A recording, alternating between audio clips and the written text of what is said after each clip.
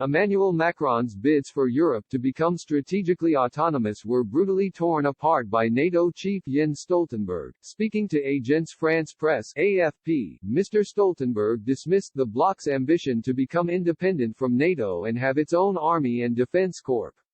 The NATO chief said the EU alone could never defend Europe, in a thinly veiled swipe at President Macron, who is longing for strategic independence. Mr. Stoltenberg said, "I don't believe in Europe alone. I don't believe in North America alone. I believe in North America and Europe together in strategic solidarity in NATO.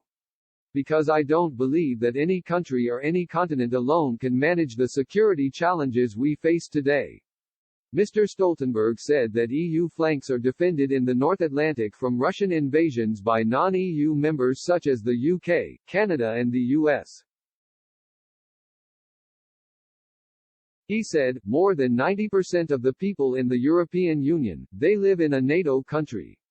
But only 20% of NATO's defense spending comes from NATO EU members. But most importantly, this is about politics because any attempt to weaken the link, to divide Europe and North America, will not only weaken NATO, it will divide Europe. He continued, "I support EU efforts on defense, because more defense spending, new military capabilities and addressing the fragmentation of the European defense industry, all of that will be good for European security, for transatlantic security, for all of us, so all these efforts, as long as they complement NATO, we welcome them, but the EU cannot defend Europe." The NATO chief's comments come as the EU is struggling to replace British soldiers in Bosnia and Herzegovina.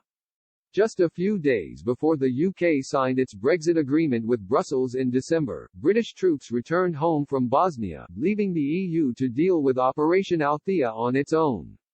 The operation, which was launched in 2004, currently consists of some 600 soldiers for peacekeeping tasks.